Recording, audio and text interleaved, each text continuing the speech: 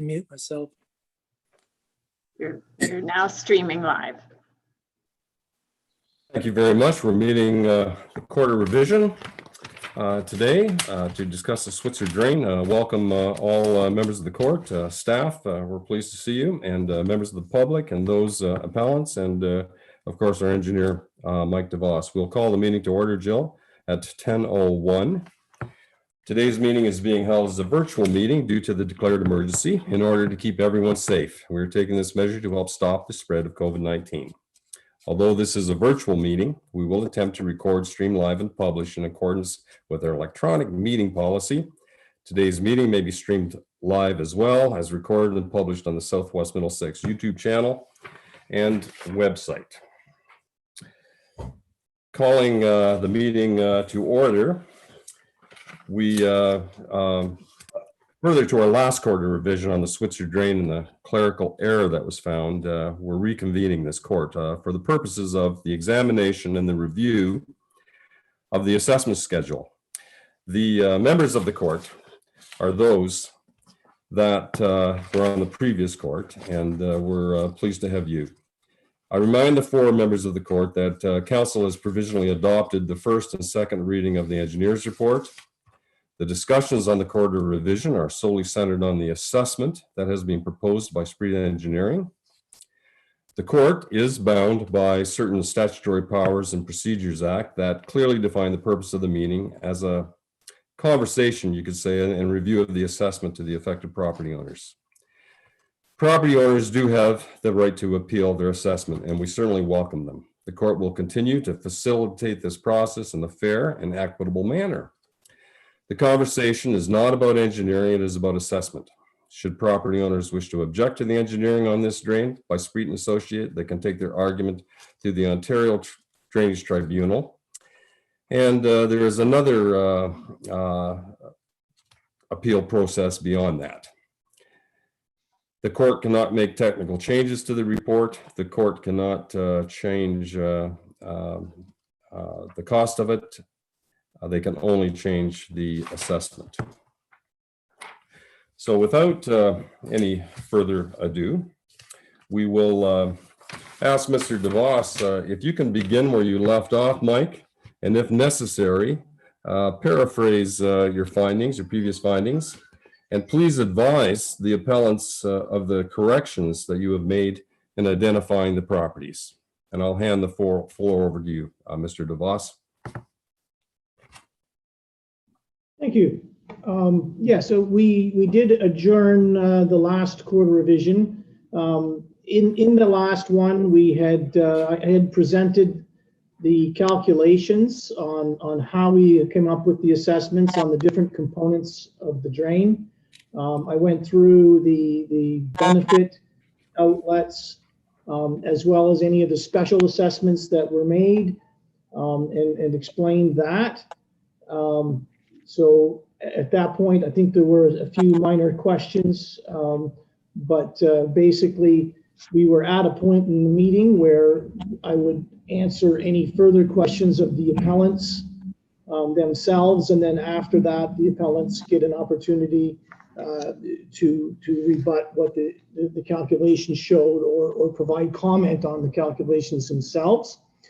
During the process of that meeting, it was brought to our attention that there was a clerical error in the listing of the lots and concessions on Schedule A and C and D. So that would be the allowances, the assessments for construction, and the assessments for maintenance. So there was some concern with that. So we were asked to update that information. So we have taken that back and provided the revised schedule that shows the corrected information for the lots and the concessions.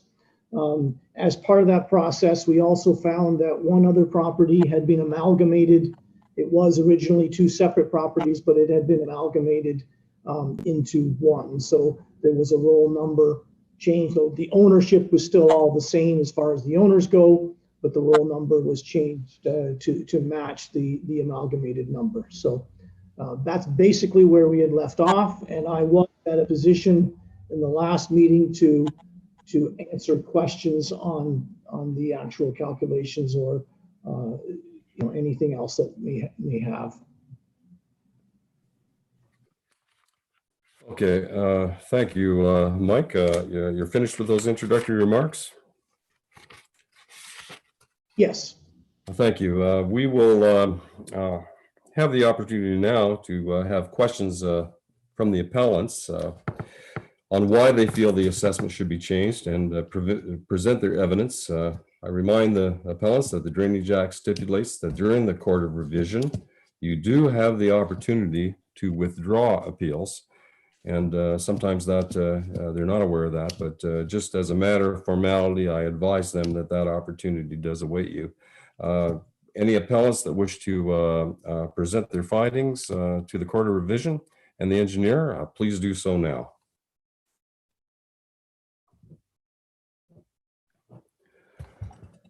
Jill, have any been registered to speak? Yes. So we have a few folks that have registered ahead of time. So if you like, I can just allow them to talk. Yes, that would be good. Yeah. Graham McLean, he's the first on my list. Okay, the chair has given you that permission. Go ahead. No, I'm just going to refer that to John. Thanks, Jill. Okay, so I can then put on John Walsh if that's what you would like. Yes, Mr. Walsh, give him the floor. He has the opportunity to ask questions and present his case and his evidence that the engineer's assessment is not appropriate. Go ahead, Jill. Bring Mr. Walsh on. Okay. Hi, it's John here. Can you hear me? Yes, very well, John. How are you doing? Very good. Thank you. Thanks for reconvening. Mike, I did look through the sheets that you sent. The updated schedules, and then on top of that, your calculation sheets.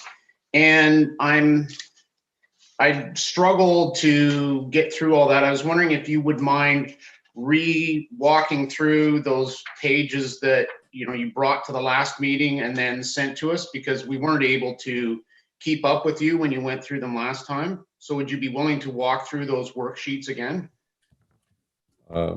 Yes, the chair will allow Mr. DeVos to do that. No problem. If there was a tremendous amount of detail put in that report the last time, and quite a long duration of time to present it. And we are not going to take any shortcuts. But Mr. DeVos, if the opportunity is apparent to you to paraphrase a bit of stuff, the chair would appreciate that. But we want to make sure there's a full understanding of the drain and your findings, and you base them on science, engineering, and provincial standards. If you can refer to that, we'd appreciate it. Go ahead, Mr. DeVos, you have the floor. Okay, I might not be quite as detailed as last time, but I'll do as much as I think will be needed. And if there's any further questions after that, John, I'd be more than happy to answer them. You have the sheets in front of you. The pages that you have now are numbered. So as part of that process, like I mentioned originally, we used a modified Tajum method to calculate the assessments. That's an accepted method, derived and recommended over time. And that is basically what you do is you separate any special assessments first out of each independent section. I had mentioned at the last meeting that we have to separate out different components of the drain into independent pieces and analyze and assess them independently.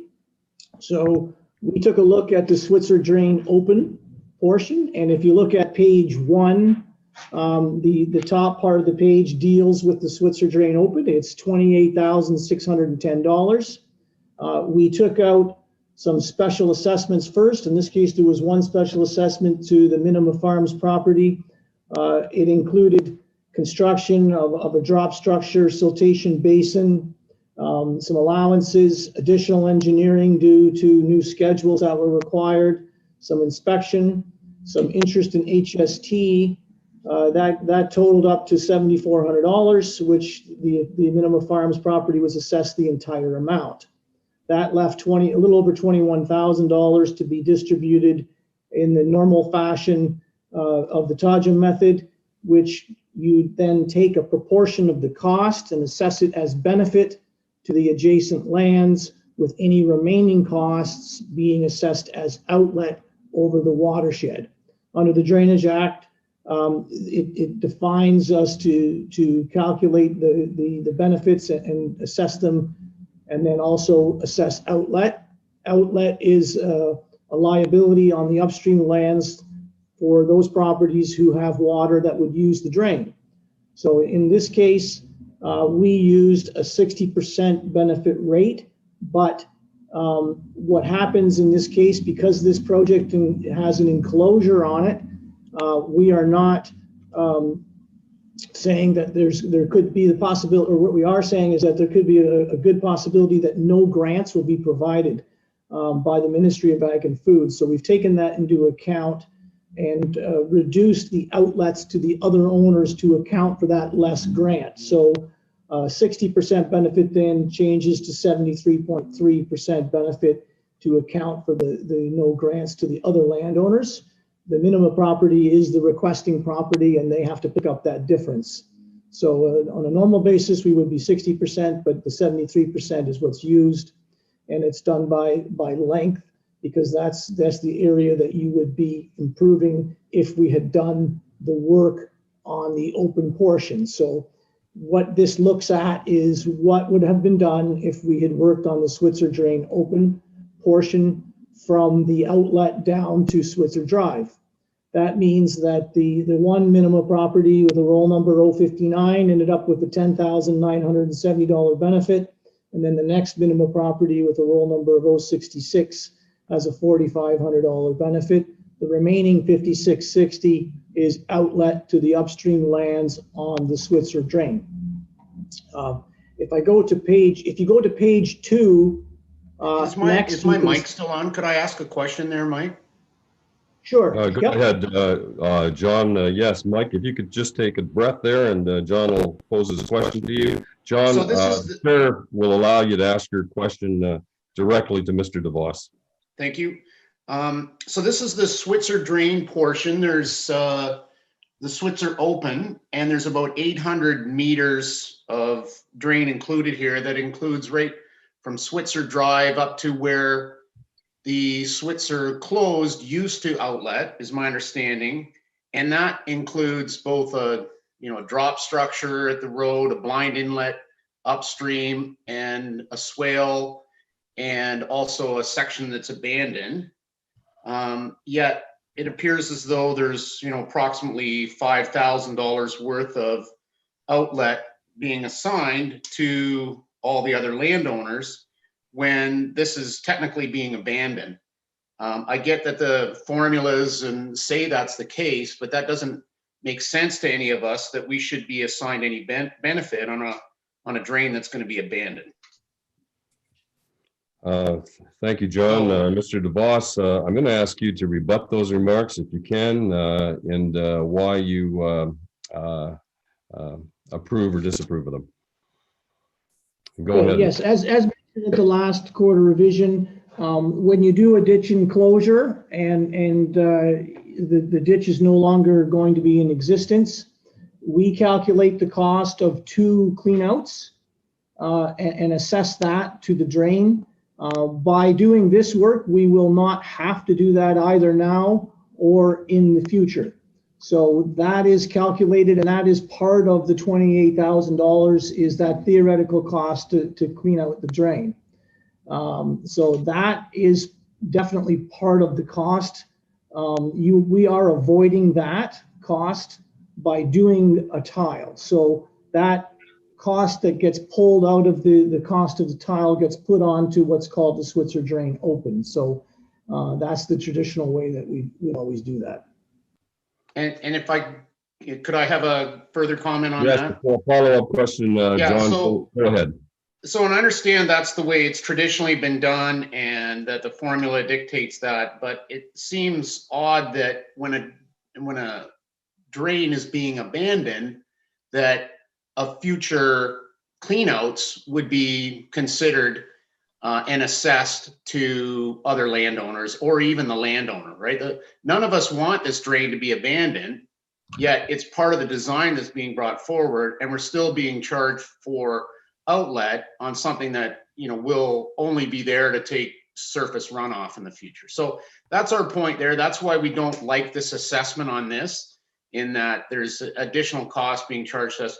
It's almost like we want it that the landowner gets it both ways. Not only they get abandoned, their drain abandoned on their property so they can do as they please through those acres. They're also, the surrounding landowners are being charged for future use that would never be there. John. So that's our concern. Yeah. John, the concern's been expressed twice. Can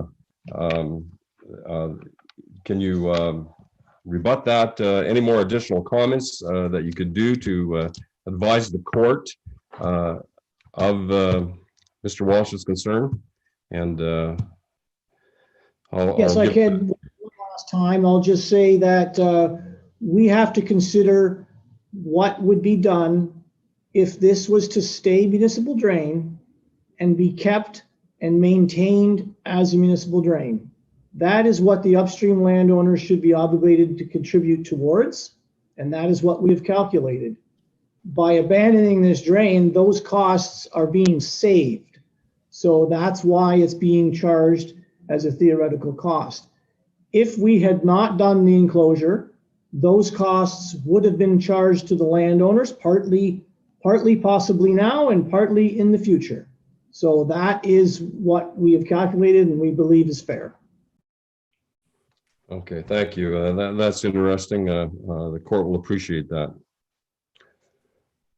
Thank you, John, for expressing those comments. The court certainly understands concerns expressed by landowners and appreciate it. And as well, the confidence in the engineering as well. So we will certainly like to hear both sides of the story. Jill, is there Mr. McCall? Is he next on the list to speak, Jill? Yes, Chair Mayhew, I know that behind the scenes, Denny Giles has asked who else would like to speak, and Rob McCall has indicated that he would like to. Okay, please, the chair, please advise Denny that Mr. McCall is welcome to come. We welcome his attendance. Hi, can you hear me? Yeah, I sure can. Rob, how are you doing? Good, thanks. Yeah. My concern is still this abandonment, as John has noted. And you're writing off costs to us, to everybody upstream, against this drain in favor, and it goes to all minimus side.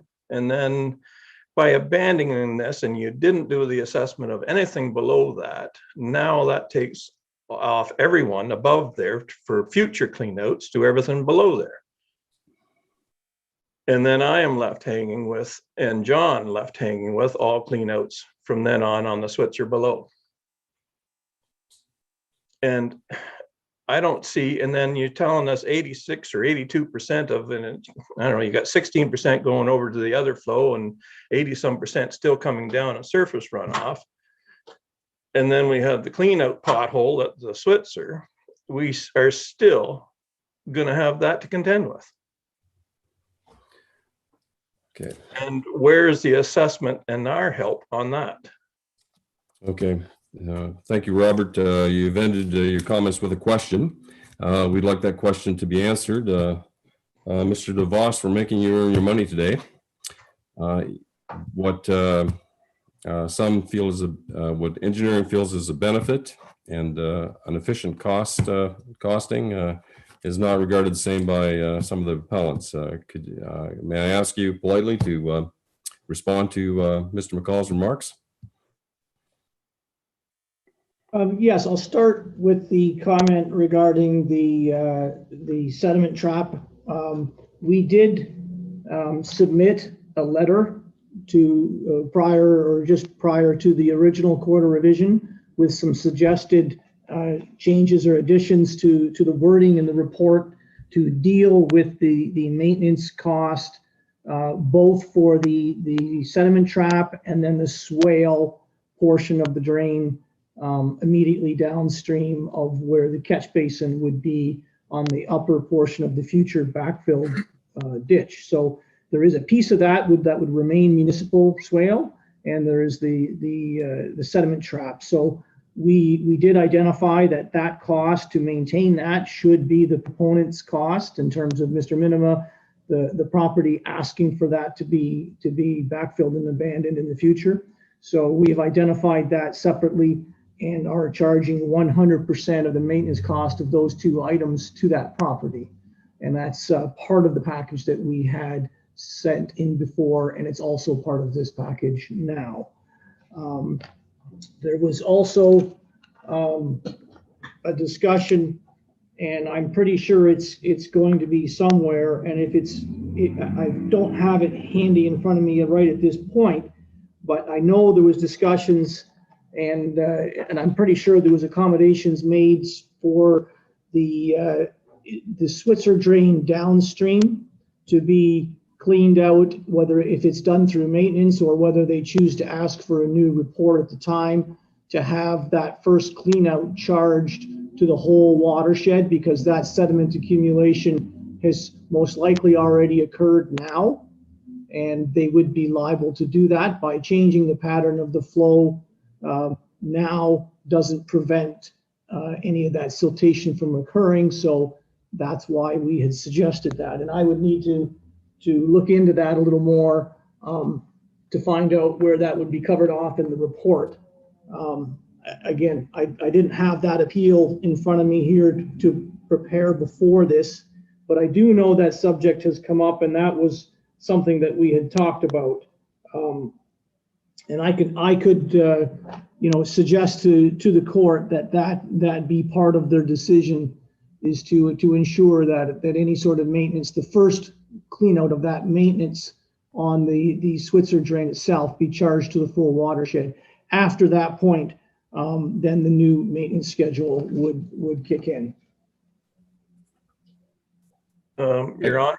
Yeah, thank you very much. Just let me make a few notes here, Rob, and I'll give you the floor. Just let me get caught up on some notes here.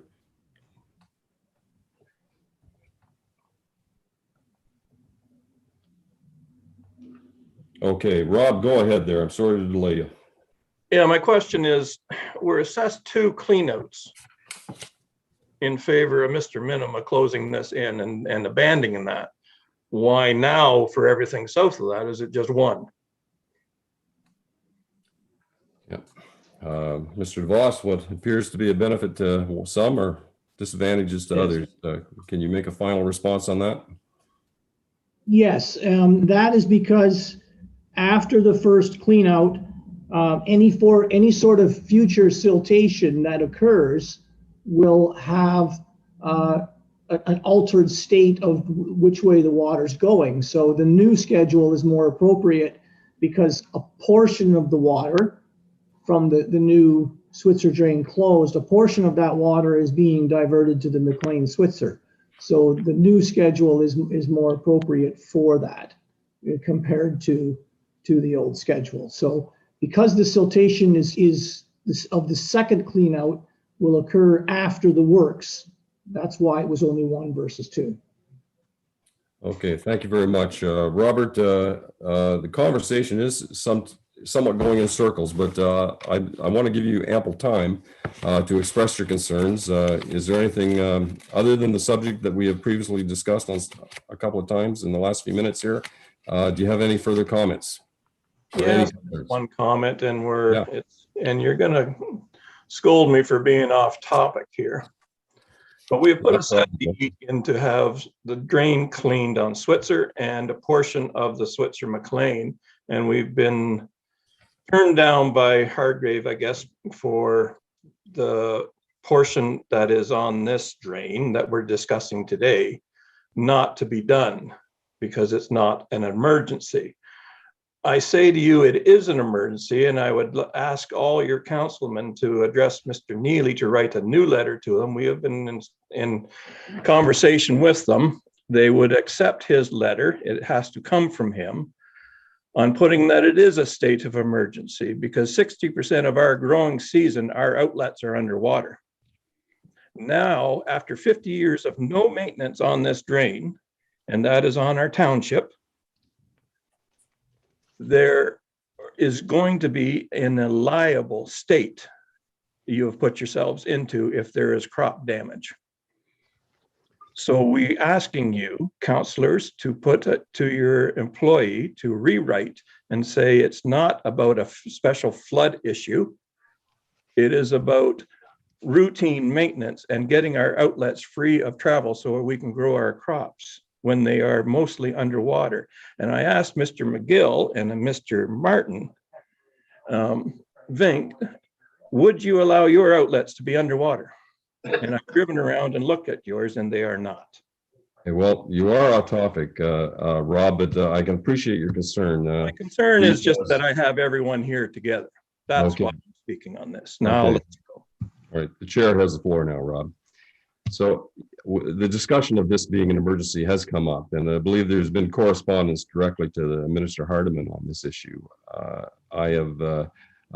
I was concerned about the subject when it was brought up and the classification of the emergent issue or not. I think, Andrew, if you are present, Andrew, we talked briefly about this. Could you regurgitate that conversation about the request for an emergency status? Yes, I can address that briefly. I had actually spoke to Tim Brook, the coordinator of drainage, this week, and I asked for a response from him and or the minister with regard to the reconsideration, and he had indicated that he was going to send that soon. He didn't say when, but I would suspect it would be more than likely next week. Okay, thanks very much. And Again, Robert, we can't dwell on this, Rob, very much. We know your concern. We've made inquiries of it as a staff. We are on it. I'll allow you one more brief message on that, and I'll allow you to veer off topic. Sorry. Very short. I was Go just ahead, on. Robert, and followed by. Contacted them. Is I'm that sorry, what- you're breaking up, Robert. Andrew, I've just confirmed you've contacted him. If you have, thank you very much. That's all I was asking for. Okay, thank you. Thank you very much. Gentlemen, Mr. DeVos, I see your hand, and you were in advance of your hand going up. The Director of Operations, Greg Storm, is on my screen. And Greg, go ahead. You'll have the floor. Mike DeVos, following Greg, please give your comments. Yeah, thank you, Mayor Allen. I just wanted to confirm that process that Mr. Neely, the drainage superintendent, went through. He did provide the original request that was made by the group to OMAFRA for emergency designation of that particular work. We did get a response back from them that it wasn't an emergency, and then he did follow up with them again as far as reconsideration was concerned, and that's what he hasn't heard back from yet. Okay. But I assure the appellants that the conversation of the Switzer drain is a daily conversation in our offices, and we are sincerely trying to do what is best for Southwest Middlesex. And I know the staff have been working on that. Mr. DeVos, go ahead. I'm sorry to keep you waiting. Thank you for your patience. Okay, yeah, I just, the other comment was about the one clean out of the Switzer drain downstream of Switzer Drive being done under the old schedule, the 1952 schedule. And I did find it. It is on included in our recommendations on page 7 that be done. It's not being done as part of this report, but it would be a future maintenance consideration when the billing for future maintenance would happen. So it is included as part of a recommendation in our report.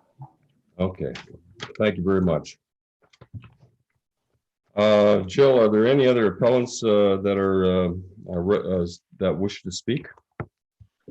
So John Walsh has identified that he's raised his hand, asked Yes, to speak. okay. Yep, go ahead, Chair. Please, John, to have we'll give you the opportunity to bring forth new information to the court. Go ahead, Sure. John. Sure, it's John here. Mike, can I direct you to page 4 of your notes regarding the McLean Switzer Open? And as we see there, the total cost of this drain is $59,400, or this portion of the work is $59,410. And then if you go to page 6, you see that Minima Farms is ultimately charged $21,419 of that. So roughly that leaves a delta of $38,000, and $38,000 then is being charged to the remaining landowners for, you know, what's perceived as an improved outlet. And that seems excessive in our opinions for simply the cleanout work that needs to happen on that 1,260 meters of drain, of which Mr. Minima should be paying part. And that's why we think our assessment's too high. Ultimately, all the landowners are paying, you know, $38,000. And to clean out that length of ditch, even at $15 a meter, would be, you know, less than half of that. So that's where another one of our large concerns is that we're seeing, you know, $38,000 being assessed for a ditch cleanup. Can you address why you think it needs to be so high when we haven't seen maintenance for like 45 years on this drain anyways? Thank you, John. The chair certainly requests that Mr. DeVos respond to that. It's a new concern that is just brought up from previous. Mike, can you abut that or defend the process in that question and that concern? Yes, I was intending to get to it in sequence. John has jumped forward. I guess I can jump forward. Yes, go ahead. To the McLean Switzer. If you go to the breakdown, the assessment breakdown for the McLean Switzer, the McLean Switzer is the open channel that is from the tile outlet downstream through the Minima Farm, through the Walsh Farm, and the McCall Farm down to the May drain. If you look on page 4 of the breakdown that I have provided to everybody, the top part of that page deals with the Switzer drain closed, but the lower part, the bottom part, says McLean Switzer open. So what that $59,000 includes is not just a cleanout.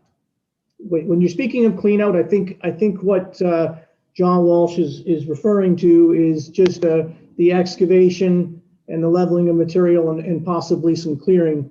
But when we do, this is being done through a new report.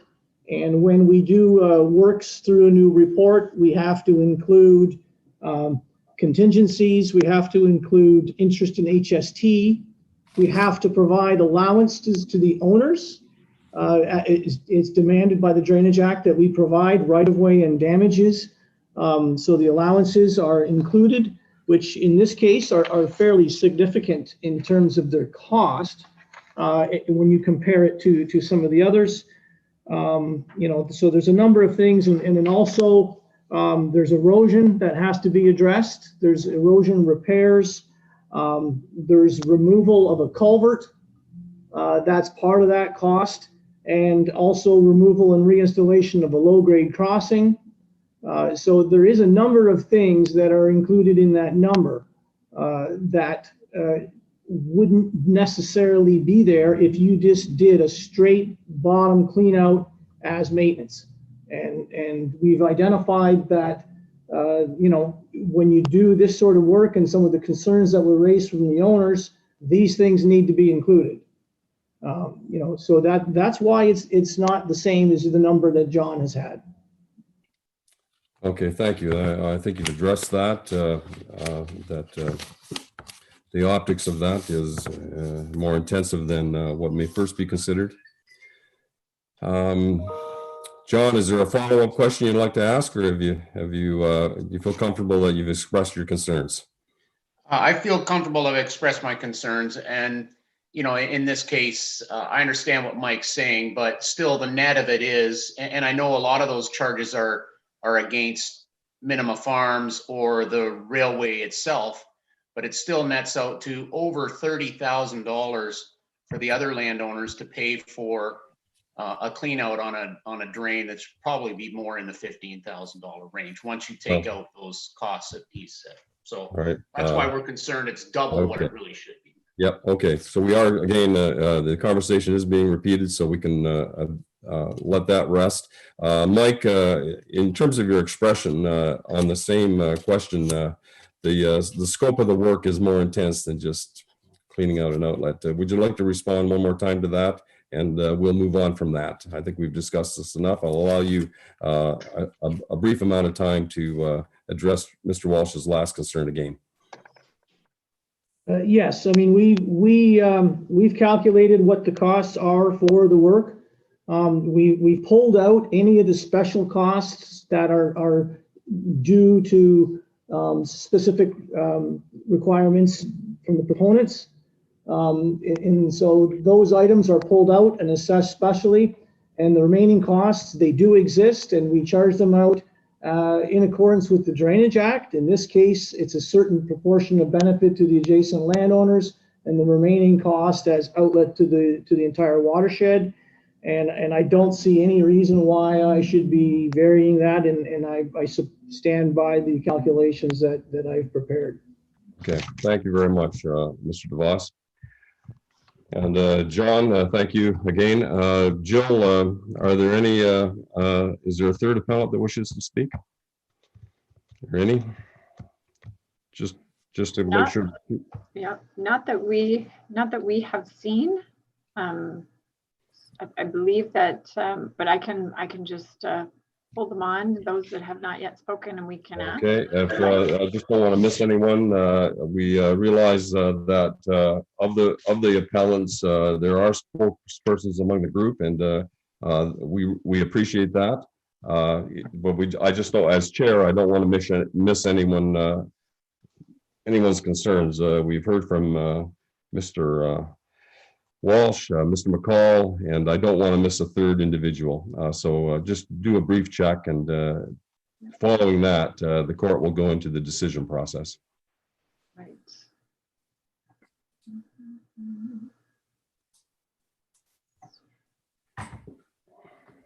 So just, we can ask, I think we started with Mr.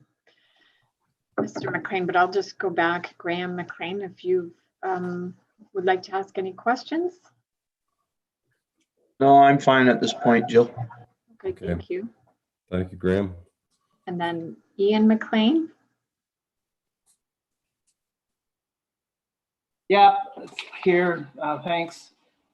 I guess my concern, it just seems like this project skyrocketed in cost. Like 8.5 years ago, we just asked for a clean out of the drains, and we kind of just sort of expected that it would cost us less than $15 a meter.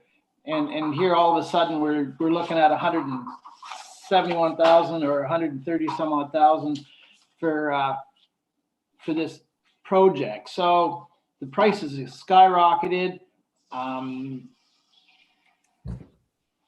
It just seems like we're getting stuck for some expensive work that should have been just done under maintenance 8 years ago.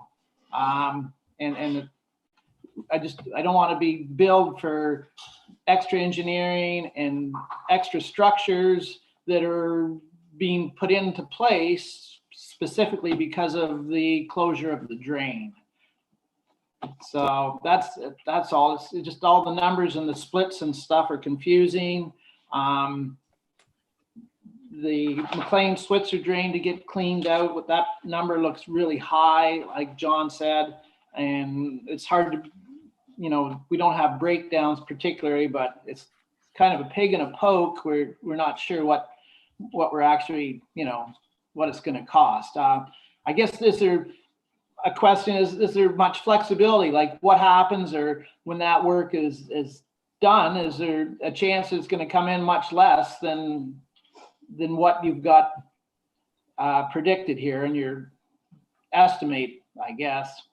Okay, Ian, I think you've made your point, and the chair realizes your concern.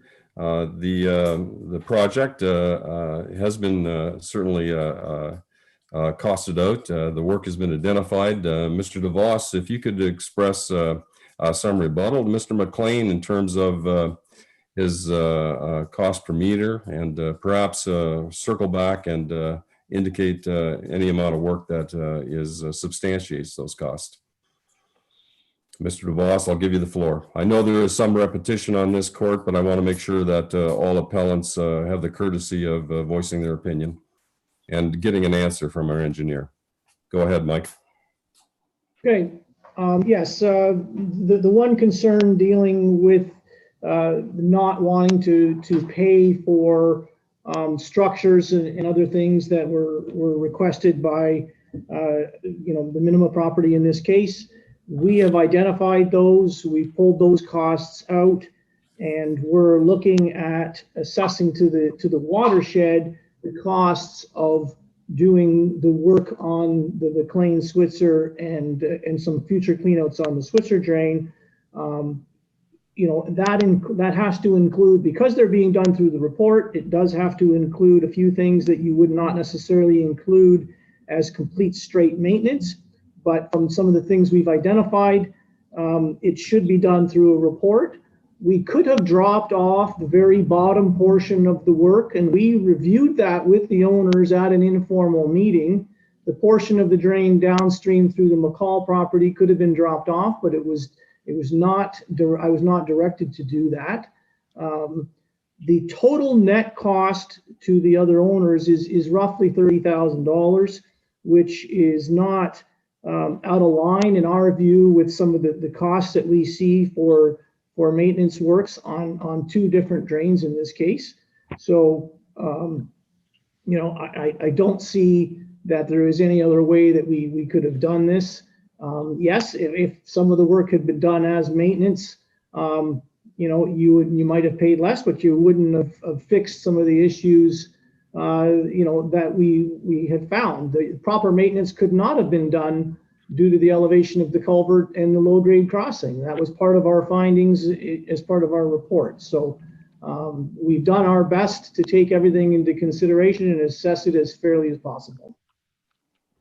Okay, thank you, Mike. I remind the court too that there was a scoping meeting held on this project, and property owners did have the opportunity to ask Spree Engineering questions and present any concerns at the time.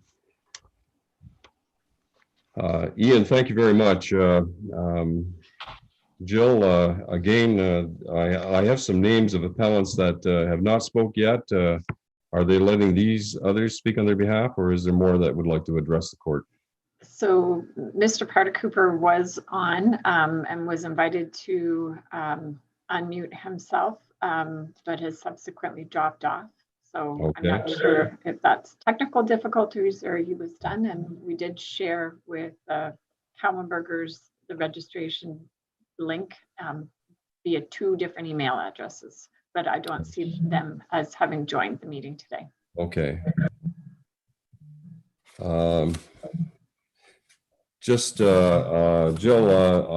I've got some messages coming in. The chair has some messages coming in on the drain. I want to make sure it's not in respect to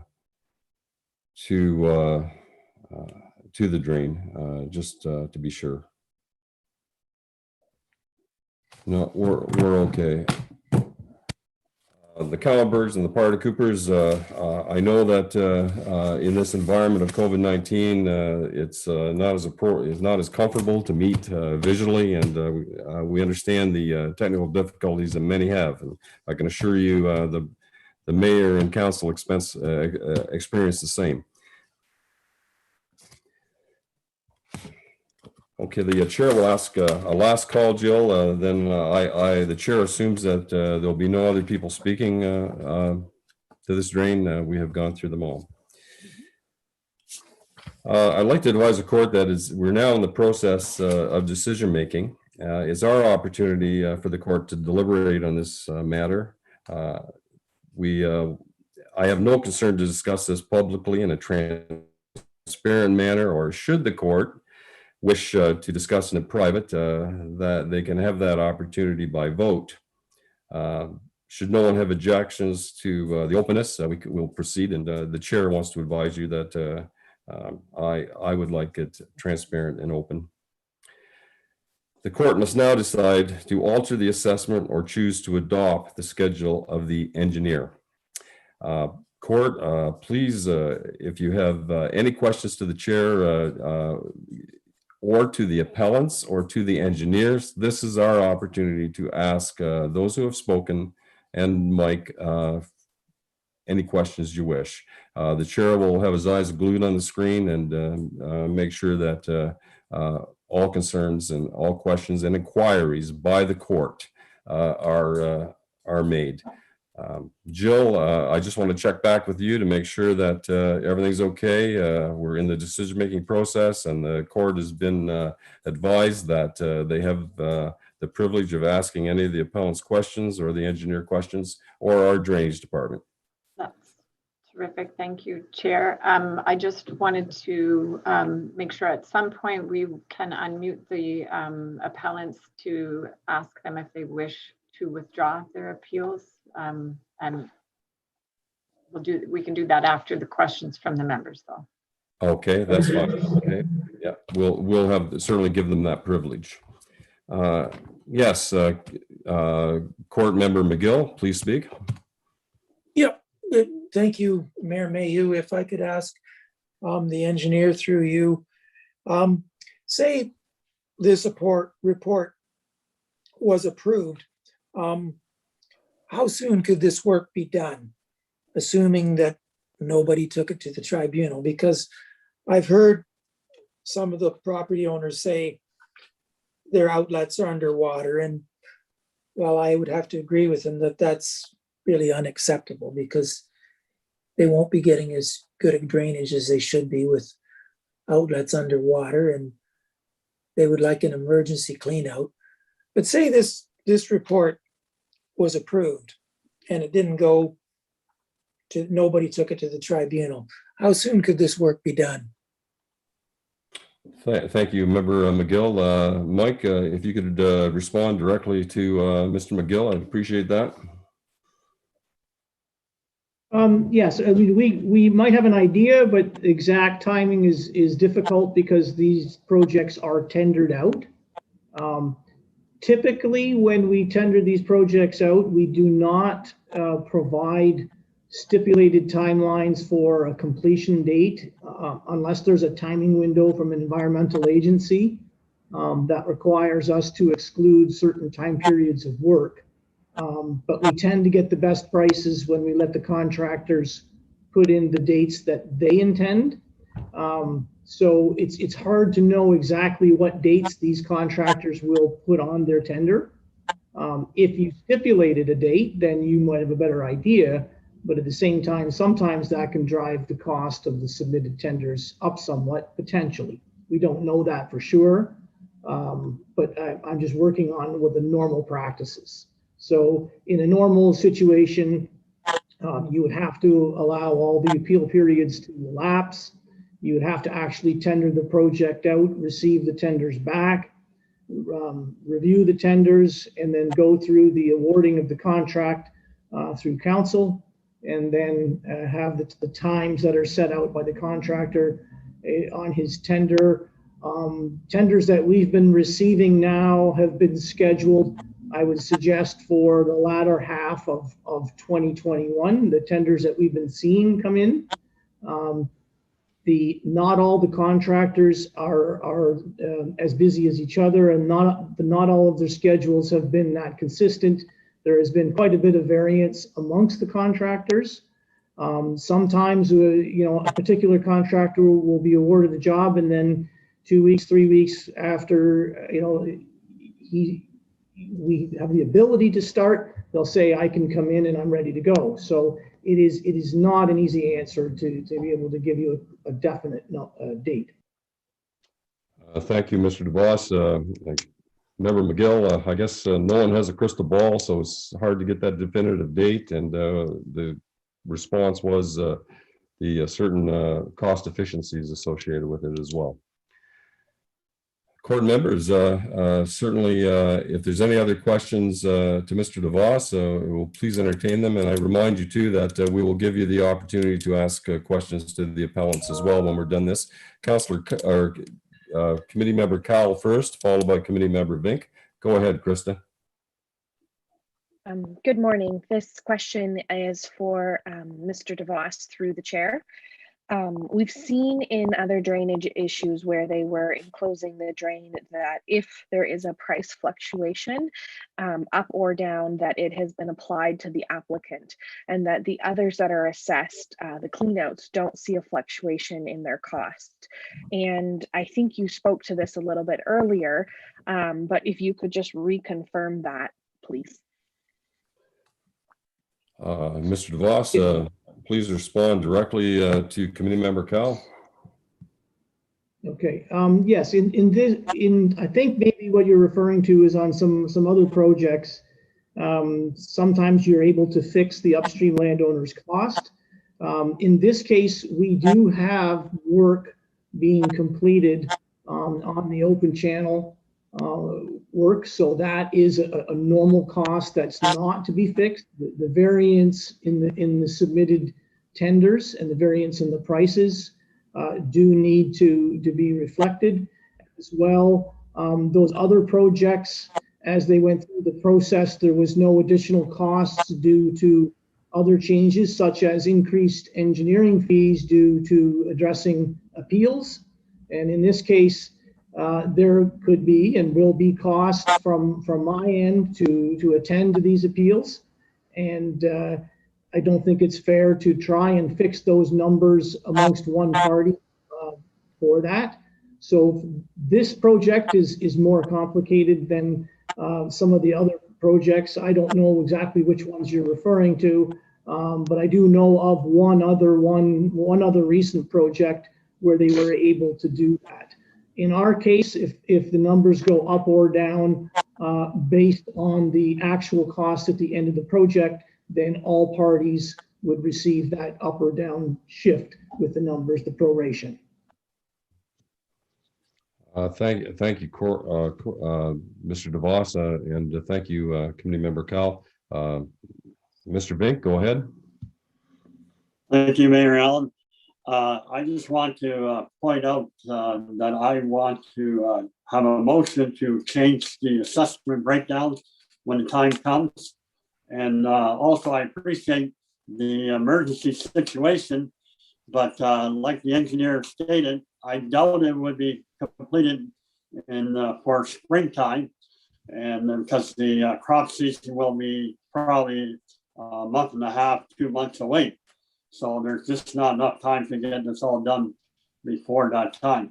So anyway, when the time comes, I'd like to make a motion to change some of the assessment breakdowns. Okay, thank you, Member Vink. I remind the court and I remind Committee Member Vink that should the court decide to change the assessment schedules of the engineer, we must adjourn the court and reschedule as well as part of the Drainage Act, as the Drainage Act dictates. Have I missed anyone, committee members? Yes, Councillor Scholdice, go ahead. Thank you, Mayor Mayhew. Through you to Mr. DeVos. I heard him mention earlier about the removal and installation of a low-grade crossing on the Welsh property, and I wasn't able to find it in the report. Is there a cost still included for this? Thank you, Member Scholdice. Mr. DeVos, go ahead and answer directly to Committee Member Scholdice. Yes, okay. Yes, there was. We do have to remove and reinstall the stone in the bottom for the low grade. The cost estimate for that shows a construction cost of $1,600.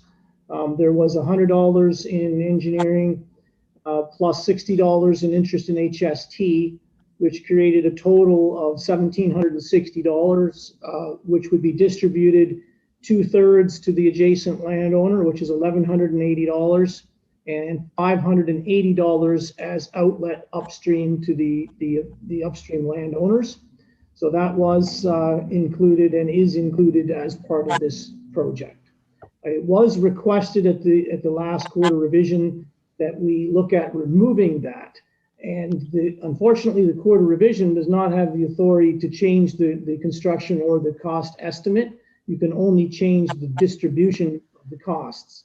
That request would have had to come in prior to the submission of the report or at the time of the consideration of the report. So we are past the point of being able to physically change what is being suggested to be constructed. But the assessments are shown, and they're shown actually, if you want to look, you can see it. It's on page 4 of the breakdown that you have for the McLean Switzer Open. It is the last of a number of special assessments showing to the roll number 020-038 J. Walsh. So it shows that breakdown that I described. Okay, thank you, Mr. DeVos, too, and and thank you for the question, Mr. Scholdeis. I remind the court again that we cannot change the engineering aspects of this in any way, or the technical considerations, that it is strictly a conversation of assessment. Councillor Cowell, go ahead. I see your hand there. Through the chair to Ms. Well, Krista, you're breaking up a little bit there.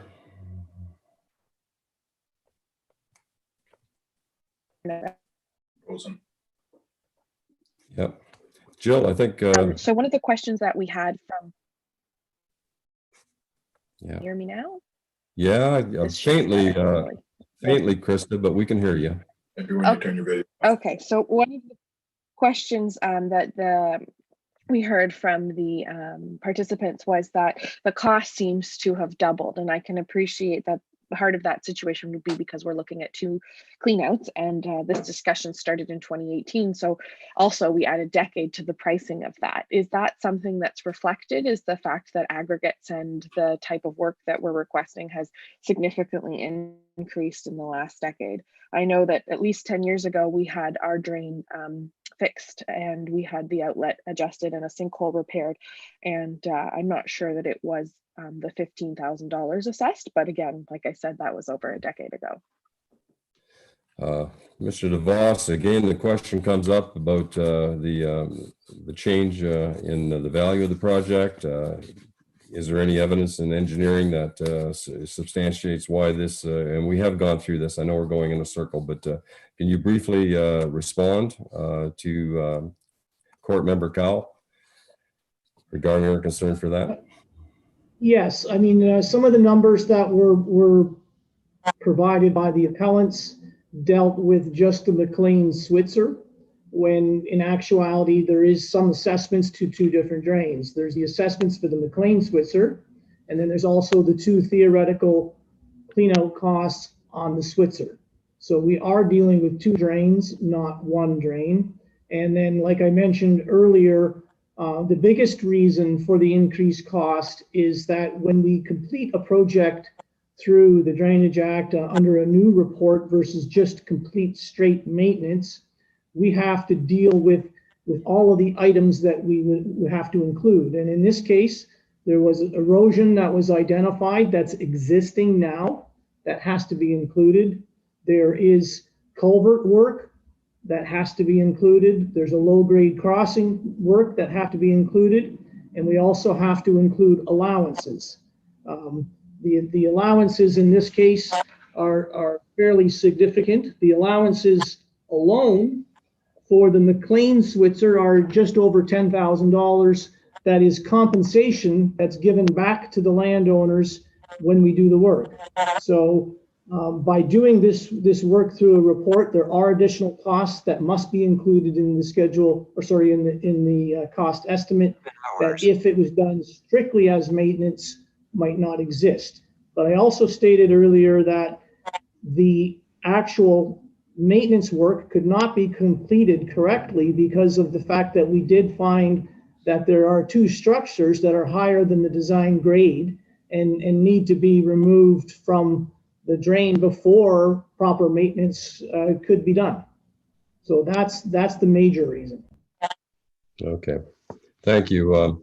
I'll continue briefly with the court to ask questions to Mr. DeVos. Mr.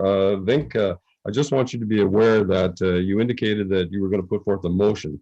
The court has to deal with is a very technical and specific subjects, and your motion must reflect the specific changes that you are going to make to the assessment schedule.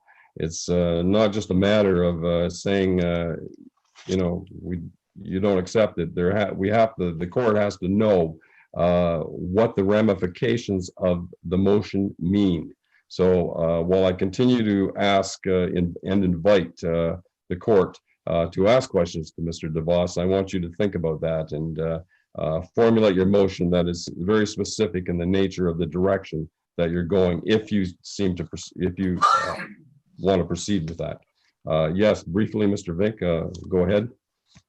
Thank you, Mayor Allen. I have it all written down. I spent a lot of time on this, and so I do have it all written down, all broken down, my motion. Okay, thank you. I appreciate that, and I wanted to give you notice in advance. Court, are there any other changes? Any questions to Mr. DeVos, rather? Yes, Councillor McGill, go ahead and direct your question directly to Mike DeVos. Yeah, thank you, Mayor Mayhew. I've got a copy of the preliminary report here for this job, and the preliminary report is dated January 7th, 2020. And the total estimated cost at that time was $171,800. And here we have a total estimated cost of $171,700. So in the last year, the cost really hasn't changed. The only thing I noticed that has gone up is the cost for the survey, plan, and final report. The engineer's cost was originally estimated at $31,900. And now that has gone up to, I believe, well, now I can't find it. But the actual engineer's cost estimate has gone up, but some other things have gone down. And then I also found the report, the Dobbin report from 2016. But really, we can't really compare that to this job because it's a different job. But that cost was originally estimated at $280,000, but we can't really compare that. It was actually more. But that job was to completely close in the McLean and the McLean Switzer through the minimum property. That was a more expensive job. And on top of that, it was thrown out by a previous tribunal. So, yeah, I don't really have a question on that. I'm just comparing costs. Okay. Could you conclude your question? Is there any further definitive questions you wish to ask, or just more of a statement of concern? Mark? Any follow-up? Well, no, just that the cost hasn't gone up since the preliminary report on this job. Okay, thank you very much. That information is valuable to the court, Mark, and we appreciate your comments. Last call to the court for questions. I appreciate your engagement. Everyone has had an opportunity to speak. Jill, if the court wishes to talk directly to any of the appellants, we can accommodate that. If you want to take them off mute, we'll give the court the opportunities to ask questions directly. Court, please raise your hand if you'd like to ask any questions to the appellants for clarification on some of their remarks.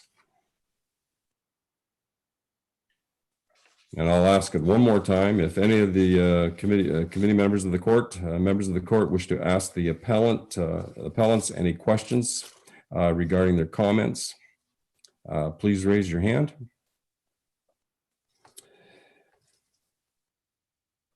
Okay, that's good. We've had that opportunity. Jill, we can abandon that. Where the court must now decide whether to alter the assessment or to choose to adopt the schedule of the engineer. And we will need motions to that effect. Yes, so Mr. DeVos, I see your hand up. Yes, just a reminder that our initial letter recommending a few of the changes to the last paragraph of the report that dealt with the assessments and the maintenance of the siltation trap and the backfill swale should be part of that decision by the court, because that is a change from the originally submitted report. Okay. Thank you.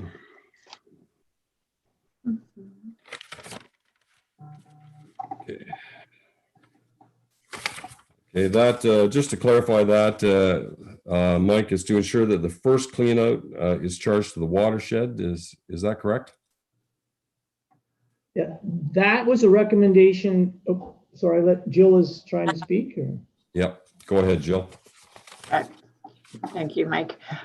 So yes, that was a correction that was recommended to the court at the last meeting, and that was included in the decision at that point and was moved and seconded already and accepted. All right, thank you for that clarification. Court, everyone has an opportunity to speak. I want to thank the engineer, the appellants. They've all provided the court with significant information in detail. We know that the Drainage Act is not a perfect document, but it is what we have to work with. It's a very old document. Goes back almost to Confederation. Is there a motion from the court to change the appeal or adopt the engineer's recommendation? I'll give you a few moments of reflection and then wash your hands. Sorry, if I can, Yep. just Yes. in the event and you want to ask the appellants if they wish to withdraw their appeals. Okay, I'm going to invite them back on. That statement was all previously mentioned when I invited the appellants to speak, but we'll do it again for the second time. Are there any appellants that wish to withdraw their name? Hi, it's John Walsh here. Can you hear me? Yes, I can, John. Thank you for coming on. So I don't wish to withdraw, but I was wondering if we could just discuss for a moment the fact that there's that emergency request brought forward. And if that emergency request for the cleaning of the McLean Switzer is allowed, how would that impact this report? Because those costs are included already in this report that was brought forward, but would then occur as part of this emergency request. So what's the process to adopt that if the emergency request is allowed? Okay. John, thank you for your question. I'll direct it to Mr. DeVos. It's very difficult when questions are asked of what's going to happen in the future. It's been stated that Southwest Middlesex staff, the Drainage Department, operations manager are awaiting correspondence and regarding further previous communications they've made to the ministry, but it is difficult to answer a question of what is going to happen in the future. But Mr. DeVos, I'll allow you to respond directly to Mr. Walsh. Yes, I can only speak from my experience on other projects. I can't say for sure, like you said, what may actually occur in the future here. This report is being appealed, so any sort of decision could potentially change the assessments or the construction. So to say for certain, I can't. I could say that on a typical basis, that when or if an emergency designation is provided, then the actual report and bylaw follows later, and the costs are assessed in accordance with an approved bylaw that was instituted after the construction. So at some point, there'll be some bylaw created by council to distribute the costs of the work that was done. Is it going to be exactly the same as the report that I've prepared and I've presented? it's hard for me to say at this point, but at some point that work would become part of a build expense on the Switzer, on the McLean Switzer drain. And thank you, Mike. Court, are you, the chair is called for your motions to put forth a motion to appeal or adopt the engineer's recommendation. Councillor Vink, out of courtesy to you, you spoke that you were going to put forth a motion to change this assessment. Do you still feel that way, or are you withdrawing that? Mayor Allen, the appeals are still on, is that correct? Or Yes. Yeah. Yes, I still feel that way, yes. Okay. And I can give my motion, and I can give the breakdown. I have it all written down, so. Okay, well, I think it's the time to do that, and I will ask if the court, if we find a seconder for that, we'll certainly deal with it, but out of respect to the member of the court, this is your opportunity to provide that motion and the specifics of it as well, Martin. Okay, thank you, Mayor Allen.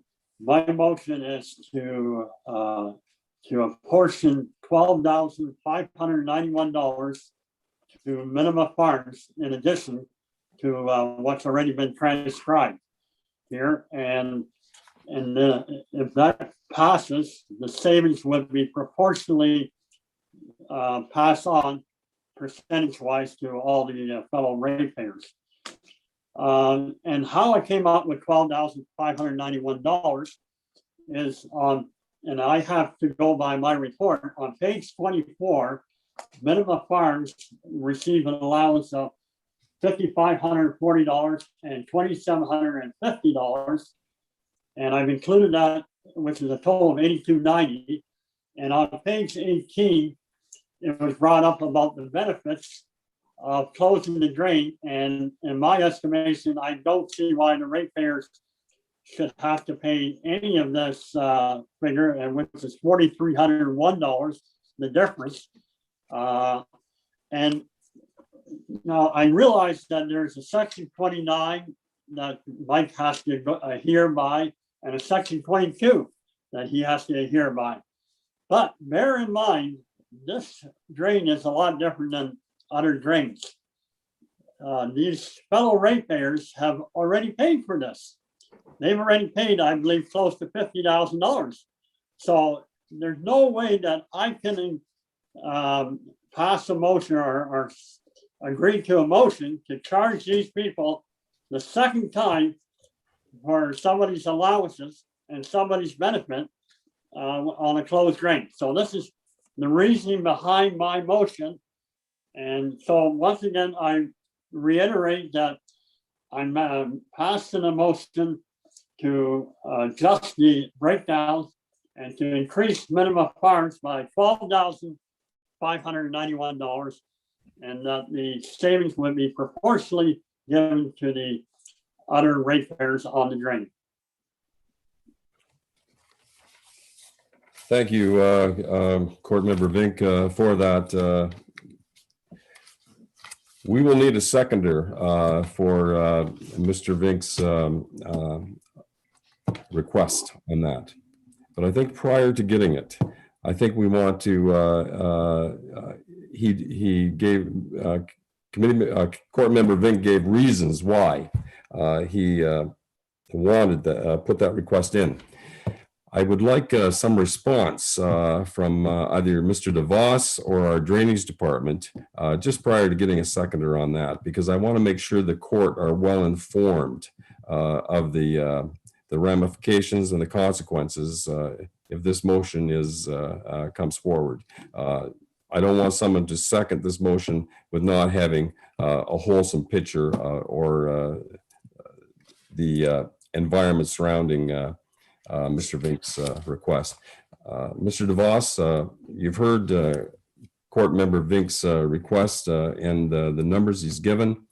Can you comment on that to the court if there's any cautionary elements to it? Yeah, I mean, as far as my theory on the assessment goes, I've explained that. I would add or clarify that allowances are not to be considered as part of the calculation of my assessment. Allowances fall out of the report itself because the Drainage Act is obligated to compensate landowners for disturbance or future restrictions on their property due to what occurs in the report. So I do not take the actual allowances as part of the calculation. The other thing that I would provide as a cautionary note is that if there is changes made to a schedule, you will have to spell out exactly whether it's benefit, outlet, or on what component of the drain. In this case, Schedule C, Schedule of Assessment for Construction, is broken down on pages 17, 18, and 19. So those three schedules, you would have to spell out exactly which numbers change. So because the bylaw will include specific numbers on pages 17, 18, and 19, those changes would have to be applied to certain numbers on those pages. Thank you, Mr. DeVos. Those were some of the concerns, Court, that I was concerned about, that because of the influence of our decision on this drain, we have to make sure that the motions that are on the table are encompass all the details that would be required to make it lawful and fall in place with the Drainage Act. Bylaws are important and they must be extremely specific. I know I deviated from procedure a little bit by allowing Mr. DeVos to respond to Committee Member Vink's motion. The chair will call at this time if there is a seconder to Court Member Vink's motion, and we'll proceed with that. And I will give the court a few seconds to reflect on that as well, and then raise your hand if there are any seconders for this.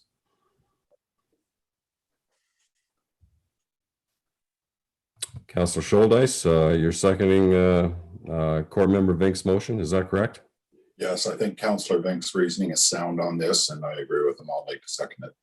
Okay, all right. Court members, yes, Jill, go ahead. So if I could, so then in order to capture this correctly, we need a few more details with respect to the motion. So as Mr. DeVos had indicated, so perhaps Mr. Vink and Mr. Scholdice would provide the details required for us to then have that presented. Okay. And this must be done immediately, Jill. Is that your reference, your request? So if the court were to adjust, then we would, as you noted earlier in the meeting, then we'd have to adjourn the meeting to provide notice to the member affected by the change. And that detail would need to be spelled out specifically as to what that adjustment was. So I think we need the specific details that Mr. DeVos mentioned earlier, so that it can be properly communicated to all that are interested in this particular drain. Okay. Thank you, Jill. Councillor Vink, I see your hand up. Mike, Mr. DeVos, if you can just keep your ears open on this discussion, and I'm going to go back to you just to make sure that we're dotting the i's correctly on this. Court Member Vink, go ahead. Thank you, Mayor Allen. Yes, I can provide details on page 18 of my report. The Switzer drain, there was a total assessment of lands, not including County Middlesex and Southwest Middlesex, 27,991, and minimum farms was liable for 23,640. So that leaves a difference of $4,301, which I mentioned. So that part of the 12,591 is 4,301. So the 4,301 would be, of course, given to minimum farms, and it would be a portion percentage-wise for the rest of the, well, in other words, Red Air Farms and Calmerk and Baptist Church would have no cost on that particular portion. Then we go to page 24, and Minimum Farms had allowances totaling $8,290. And again, my wish would be to have that apportioned percentage-wise on the rest of the report to the ratepayers involved there. And so that report was a total of $137,953. So the 8290 would be involved with that 137,953. So those are the details that that I have provided. Okay, thank you, Mr. DeVos. Can you interpret Court Member Vink's concerns in that motion that's on the floor? And the chair will have to ask the court for their decision, but prior to doing that, can you inform the court if you have any concerns regarding that motion?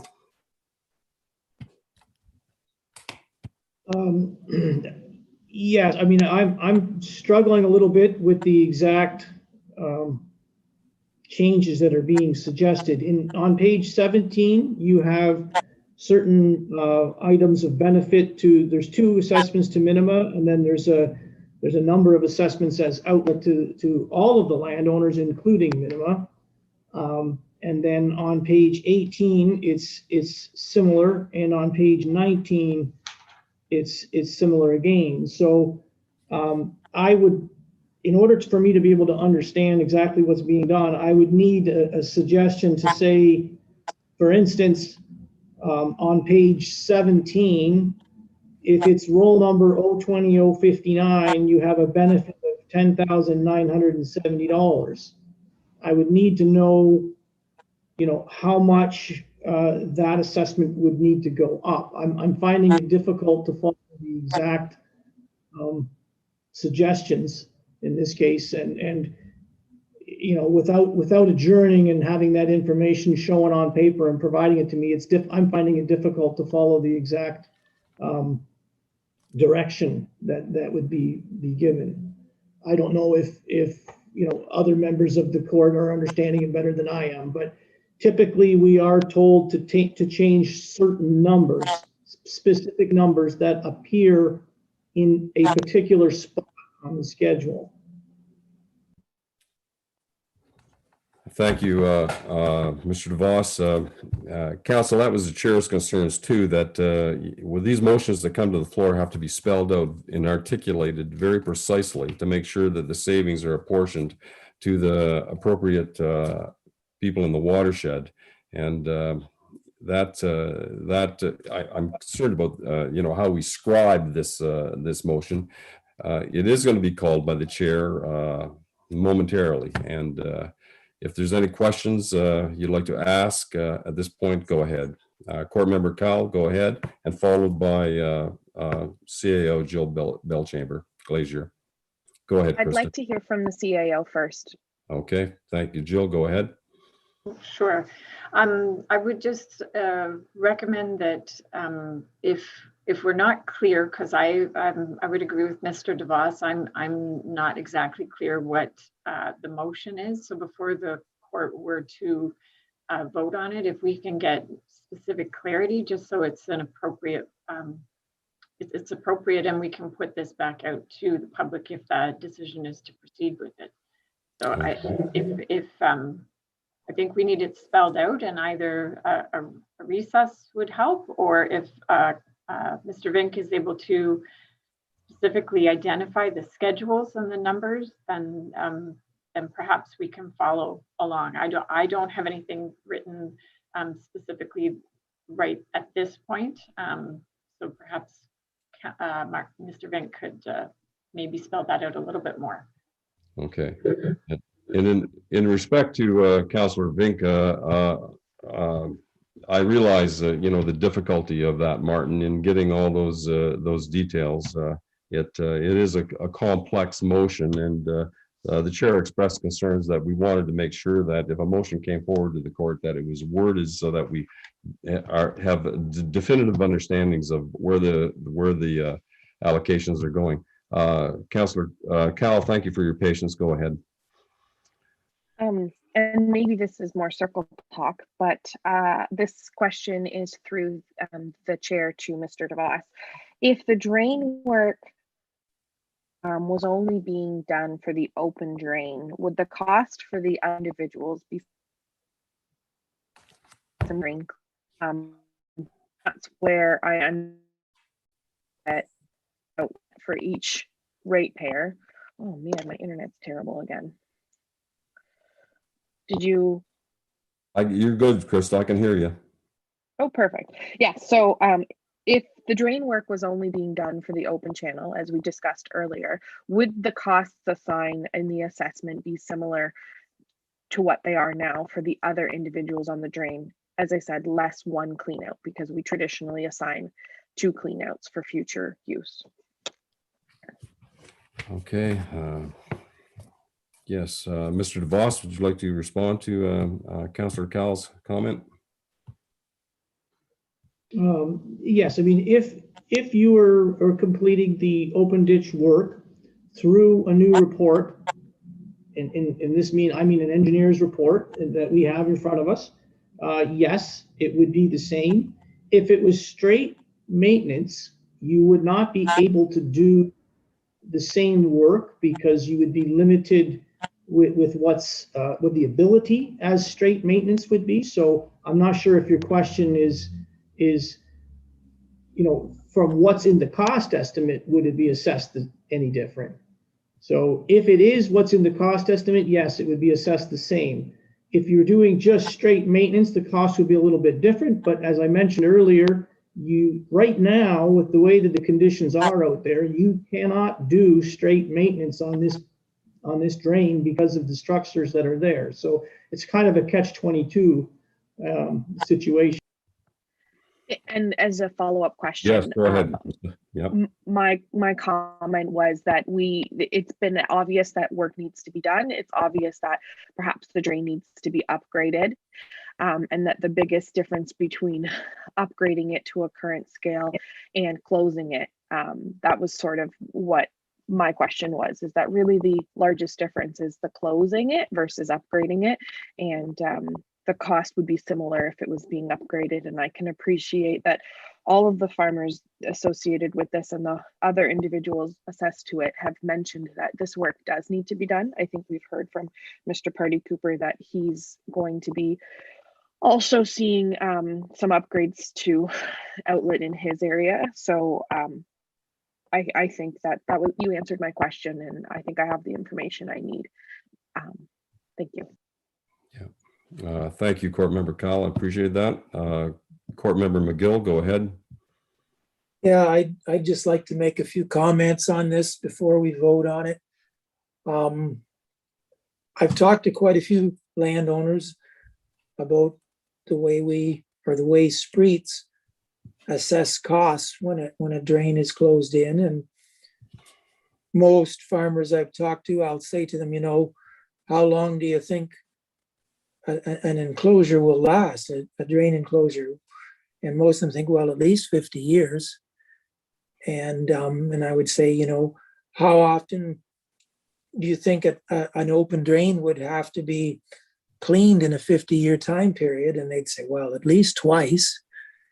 So when I tell them normally the way costs are assessed when a drain gets closed in is the people upstream get billed for the value of 2 cleanouts. And when they hear that, most farmers will think, well, that sounds fair, because if it was left as an open ditch, it would have to be cleaned, at least twice in 50 years. And since this is the way a whole lot of other drains that we've done have been assessed too, I have problems with changing this one, because I feel if we change this one, the way this one is assessed, probably it could be appealed to the tribunal, and I hate to guess at what a tribunal might decide, because we've seen in the past that it's hard to really say what tribunals will come up with, because on the previous report on these two drains, the tribunal said we'll throw the engineer's report out, and yet all the ratepayers on the drain are going to still have to pay for it, which seemed like a strange ruling to me, but that's what they came up with. So if it was up to me, what I'd like to see happen is I'd like to see this engineer's report accepted as is and the work proceed.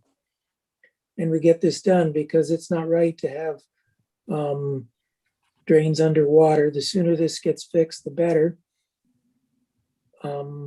One difference between this report and other reports that have been done in Southwest Middlesex is, in this case, Spreets didn't use Brandon Widener, who is the one who's done most of our reports.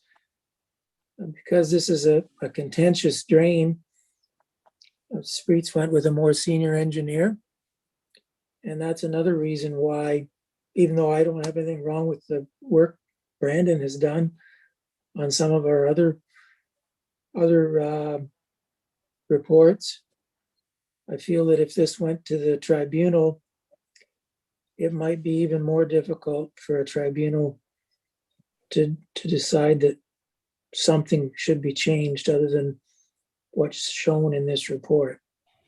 Because I know Spreets have really put a lot of time into this, because they want to make sure that they have a report that really can't be challenged at a tribunal.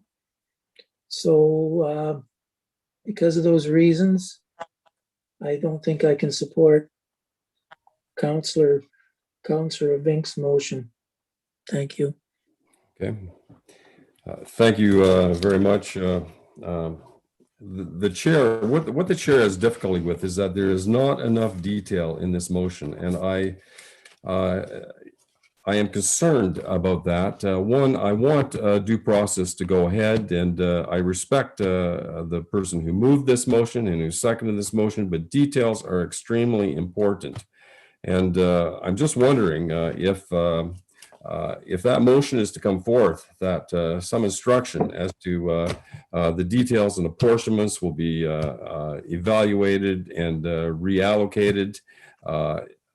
And we would then, if it passed, we would adjourn the motion. If it did not pass, the chair would hope that the next motion would be to accept the engineer's report.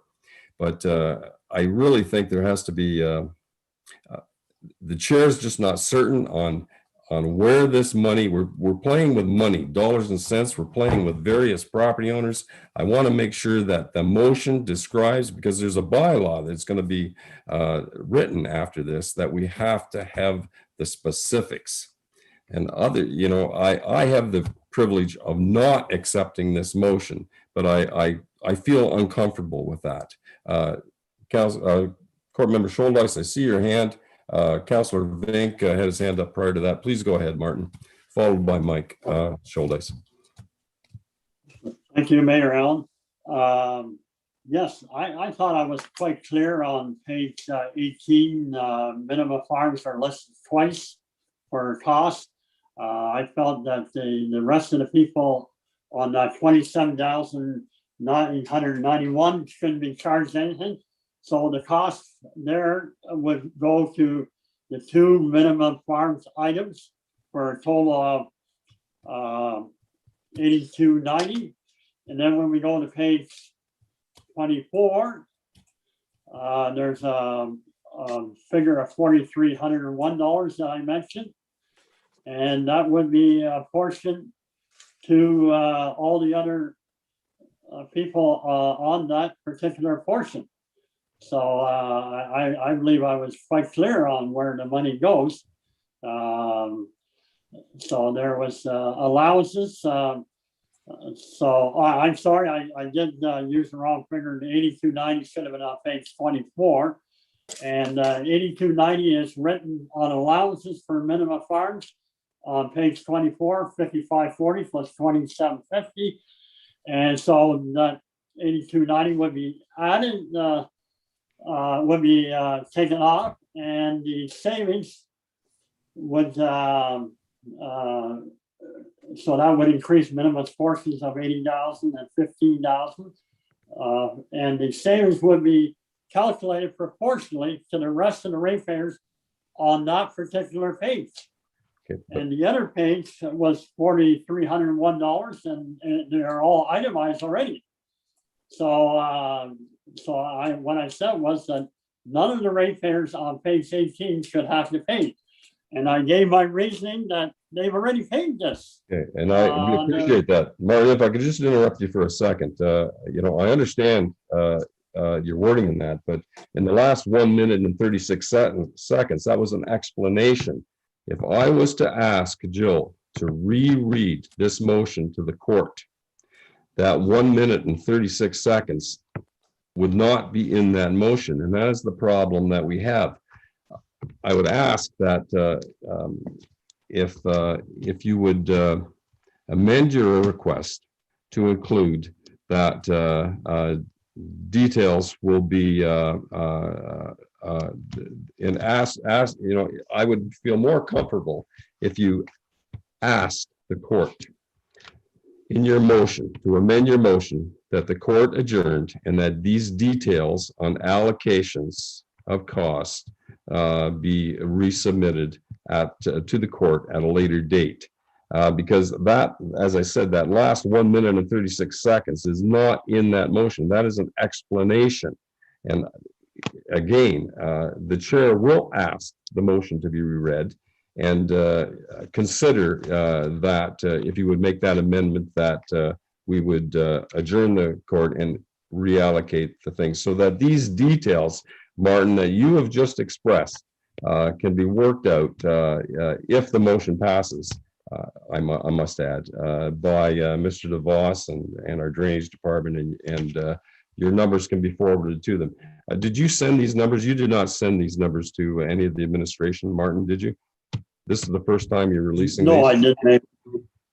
Okay. No, I didn't, Mayor Allen. Okay, thanks. Because Martin, I just want to make sure that this court knows exactly what they are voting on. And if they don't know exactly what they're voting on, I want them to have the privilege of the opportunity that these numbers can be discussed. Councillor Scholdice, I apologize for the delay. Go ahead. Thank you, Mayor Mayhew. I'd just like to reiterate that the intent of Councillor Vink's motion is clear, his reasoning is sound, and we don't always have motions with complete explanations attached to them. We can surely work out the details once once this court makes a decision on this. Thank you, and that is what I requested with Martin to do, a friendly amendment to your motion to allow time to adjourn the court and allow a conversation with the engineers and drainage to re-examine that. Would you put that in your motion? Yes, Mayor Allen. Okay, thank you, because I don't want it so definitive that we don't have a door to keep the discussion going. I want, and Councillor Scholdice, out of respect to you, you seconded that motion. Would you agree with that friendly amendment that should this pass, the court will adjourn and we will re-examine those numbers and come back with a new schedule? Would you make that friendly amendment? Yes, that's a good idea. Okay, thanks very much. So court, I just wanted to leave a crack open to you. Is there the last call for questions on this? You are voting to change this schedule of assessment. The court will adjourn and it will have to reconvene and notify all property owners in this area for their acceptance of this this change. The process would begin again. It would really be defined as a new schedule, and everyone would have the opportunity to go through it and re-examine it if the motion passes. Yes, Jill, go ahead. Sorry, and just so and feel free, Mr. Neely, Mr. DeVos, to jump in. So based on that change, as I would then understand it, would we'd be waiting to come back to the court, and the court could adjourn and reconvene. And at that point, it would then consider a change in schedule. And then if there was a change in the schedule, you would adjourn again in order to notify the property owners. Is Okay. that correct course of action? Okay, thank you, Jill, for that clarification. And I think that was the intent of the chair and the people who moved and seconded it, that process would go. Thank you very much for reminding me of our drainage department. Andrew and Greg are very involved in this. Andrew, would you like to speak to the motion that is up before the court? Yes, just briefly. I think Jill is right in that process. We do have to give all of the landowners the opportunity to see that there has been potentially changes done to the assessment schedule, and also for them to submit an appeal, no matter who they are on the drain. And I think also something to consider is that I do want to emphasize that everyone does have the opportunity to appeal the changes, and they also have the opportunity to appeal the changes at the tribunal, as has been laid out by the chairman earlier, and potentially even the referee after that. Yes, those are the concerns, and those concerns have been expressed several times through this meeting. Greg, I want to thank you for your involvement and your patience on this. I don't want to leave you out of the picture on that. Comments you can to the chair, and regarding Andrew's just recent remarks. Go ahead, Greg. Yeah, thank you. And through you, Mary Ellen, certainly do agree with Andrew. I just want to, make sure that everybody is aware that, we are in the process, and staff has worked very hard to keep council as well as the court in the Drainage Act process itself.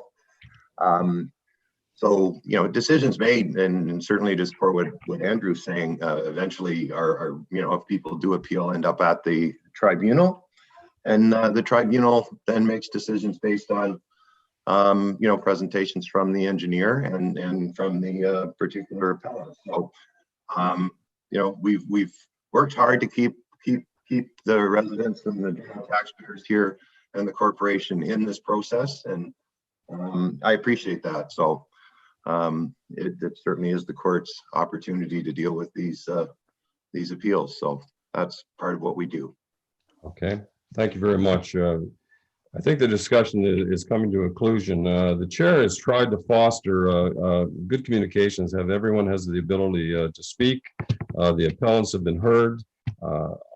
I mentioned earlier that we want an equitable decision-making in this, and we have really endeavored to not leave anybody out. I thought I saw two hands. Councillor McGill, I see yours. Yes, thanks, Councillor Scholdice. Your follow, Councillor McGill. Go ahead, Mark. Yeah, I'd like to ask for a recorded vote. Okay, that's fine. Yeah. And Councillor Scholdice, Mark, I don't want to cut you off. That's fine. You've made that. And Jill, will make note of that. And thank you, Jill. Court member Scholdice, go ahead. Makes two of us. Okay, that's great. Okay. So, Jill, I'm going to give you the unbearable task of clarifying this motion to the court. I feel that the chair has to request this prior to that vote, so there is some clear understanding, and that the tail end of that motion will have the suggestion, as the chair put forth, to adjourn and re-examine. And I remind the court again that all people can object to a new assessment schedule and have so it's not just those who may potentially save money, but those who will have to pay more money as well. And in the process, everyone has that right to appeal. Jill, probably one of the more difficult things I've ever asked you to do is reread this motion if you can. So through you, Chair Mayhew, I'm not sure I'm rereading anything. I've captured what I think is the spirit of where this has been put before the court, so that there be an apportioned amount to Minima Farms, and that savings be proportionally given to others on the drain, and that the court adjourn so that a new schedule can be presented and considered by the court. Yeah. That's all I have. I don't feel I have schedule information and numbers. No, I know you have. I know you do not have schedule information, and but I think you did a remarkable job. Councillor Vink, go ahead. I'd like to point out, Mayor Allen, I did use figures, and the total figure was $12,591. So that should be in the initial motion. Okay. Are you requesting that, Martin, to be in the motion, that figure?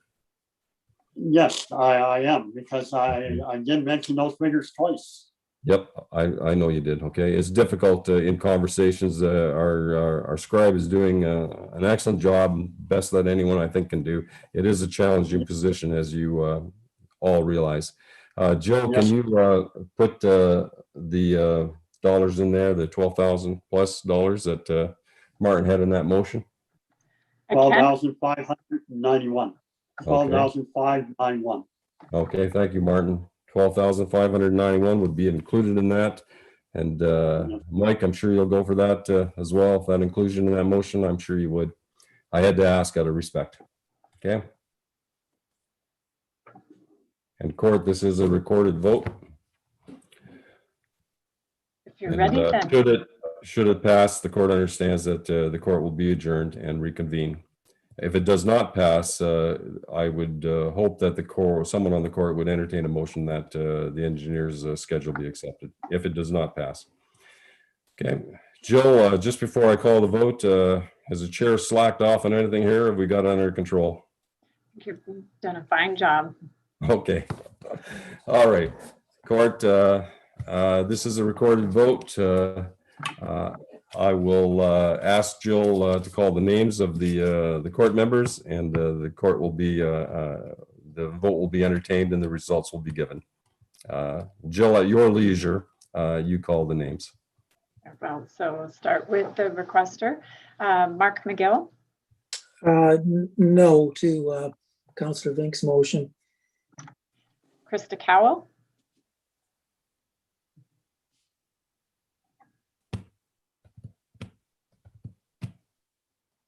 I know that I said no. Now we can hear you. I can hear you now, Krista. That's good. You're on. Oh, okay. Keep going. Good. Don't break up on us. We need you. I would like to give. No. Okay. No, Right. I've captured no. No. Okay. Thanks, Krista. That's good. You just got it in there. Yeah. Yep. Martin Vink. Yes. Mike Scholdice. Yes. Alan Mayhew. No. And it's defeated. Okay. Court, is there any further motions to come forth?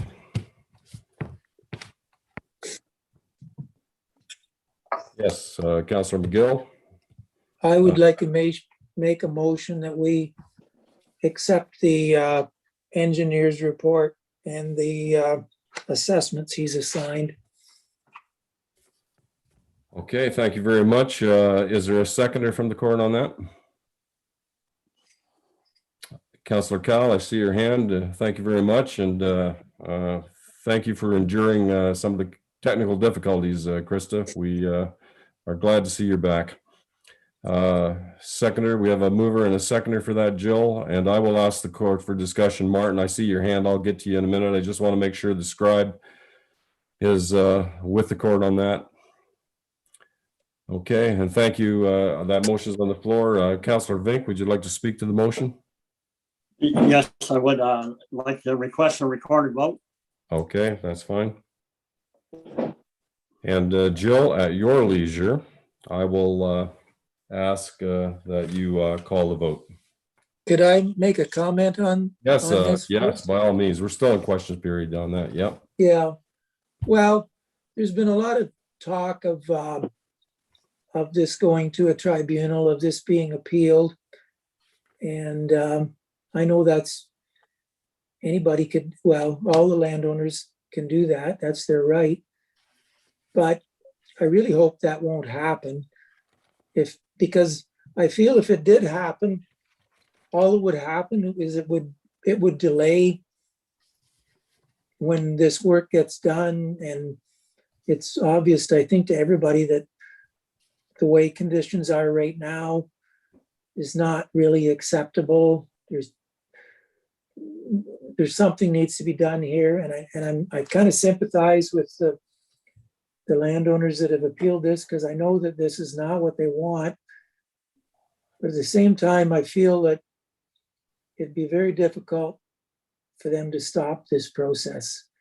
And I wondered if it would be possible for our drainage superintendent to send the people that are appealing this some other examples of other drains where we've done similar things, where there's been enclosures, so they could see that this process is, for this one, is pretty much the same as what we do in other cases too. Whether that might help them make up their decision of whether to appeal this or not. Because I know there's been a lot of other ones we've done just recently. For example, the Kelly Drain Wednesday night. And yeah, I'm just sorry this drain has been so contentious. And I wish we could do something that would make everybody happy, but I just feel that we should approve this report and move on. Okay. Thank you. Your core member, Mark, you are really thinking out loud here, and that's good. I do not discourage that. And what you're doing is really sharing your thoughts with the court, and I approve that. I want to make sure that Mr. Neely and Mr. Storms are included in this conversation. And this is your opportunity to give your thoughts on this. And following that, I will ask the CAO to call the motion. Andrew, go ahead, followed by Greg. If you have any comments, please do now. Yes, through you, Mr. Mayor, with reference to Councillor McGill's comment, that is something that I could do, that I could send examples of that. If that should make a difference, I'm not sure, but in any event, that's something that I could do. Okay, thank you. Councillor Cowell, give you the privilege, and Greg, I have not forgot you. Greg, you follow Councillor Cowell. Go ahead, Krista.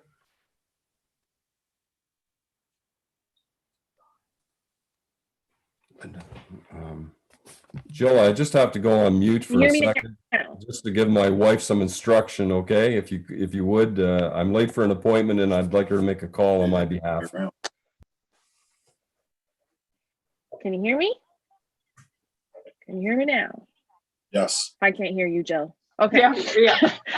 You're good. I'm trying to dial in just in case. Okay, I'm sorry, Krista, to leave you there. I had to give some instructions to my wife, and I didn't want to make it public. My concern is that when we use the same process for every single drain, if we end up making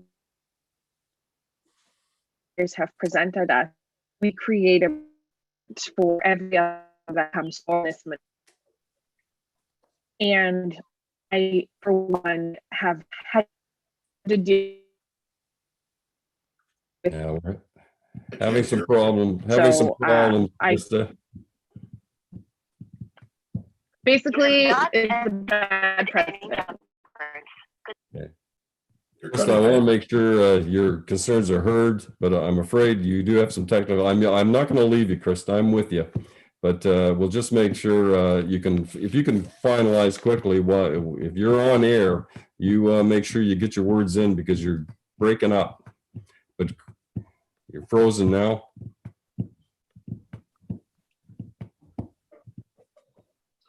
Can I? Can I have a 5-minute recess? Is she able to call in on the phone? So I think she just asked for a 5-minute recess. Yeah, I think that would be that good. Yes, I heard that as well, Jill, and I was going to make reference to that. The chair will give a 5-minute recess. We'll reconvene at 12:01 and see if Krista can get this off. Councilor McGill, I apologize for the delay in your motion, but we'll have a 5-minute recess.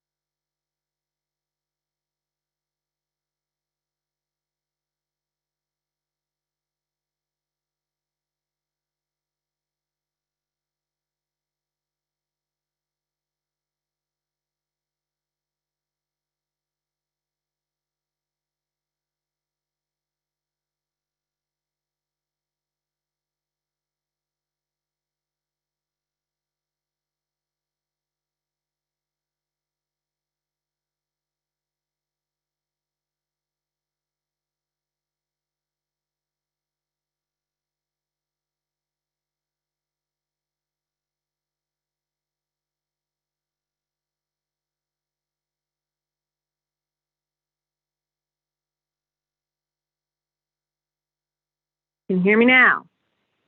What about now? Krista, I can hear you. Woo! Sorry, Yep. I'll mute myself now. Okay. You tell her if you can't, you put her on. Yeah. Krista, have you got my cell number? I've dialed in, so I should be good to Okay. go from now on. Okay, that's fine. No. Okay, we got you.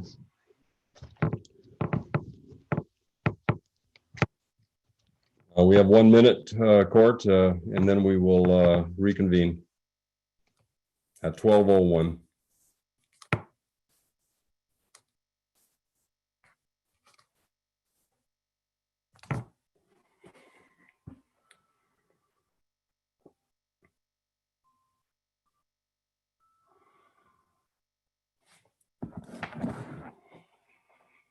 It's 12 hours.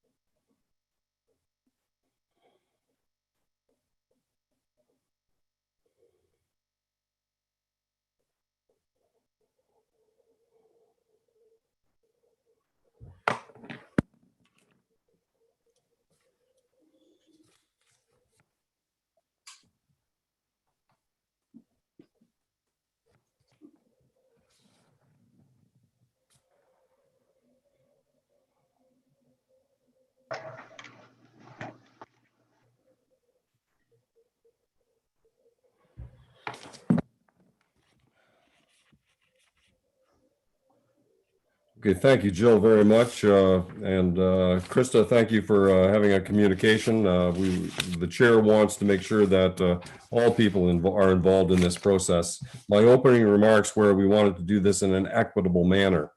And I know that I have bent some of the rules and I extended my patience so that we could do that. Jill, at your leisure, there's a motion on the floor. Court, I will ask Jill to reread the motion so that everyone has an understanding of what Court Member McGill and Court Member Cowell are putting forth. Jill, if you could read that for me, just for simple clarification. Sure, that the assessment says levied by Spree Associates dated September 16th, 2020 and adopted by provisional bylaw 2020-100 to pay for drainage works known as the Switzer drain be confirmed. So if you're all right, I'll start with the recorded vote. Yes, Jill, that sounds good to me. That motion, we have understanding with it, and go ahead. There's one question I have, Jill, before Martin has his hand up. Martin, quickly, we're in the process of voting for this. If you can make your comments quickly, we'll proceed. Yes, I believe that's procedure that we always have a chance to have a little discussion. I'd like to counter a little bit what Councilor McGill and Councilor Cowell says. Sure. No other drain that they were referring to has come back a second time. We're asking these people to pay twice for the same thing. So there is a difference between this drain and other drains. Okay, thank you. Court, any response or any other questions?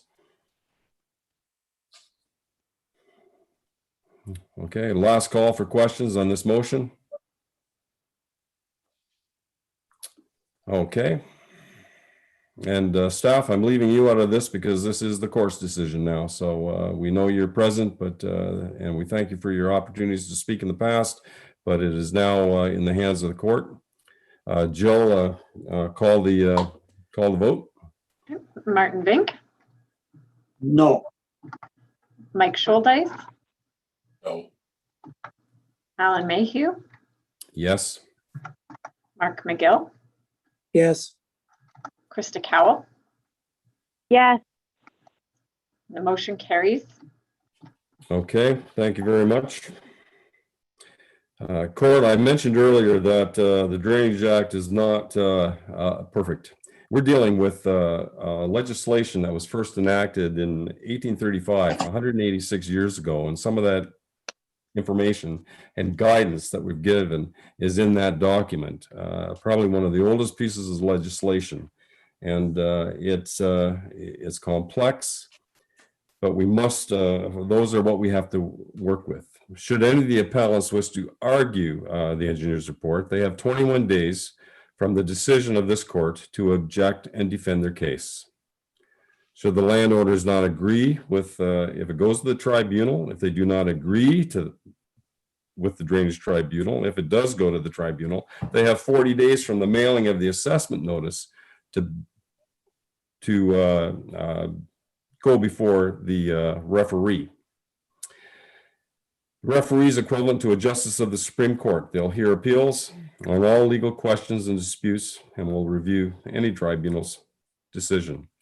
In closing, I want to thank all the appellants and share their drainage concerns. We're governed by the current legislation and provincial standards. There's a rationale in the decisions that this court has made, and we have heard the specifications and the opinions from all. I want to thank you very much for allowing me the privilege of being your chair, and we will adjourn this court at 12:06, and thank you once again.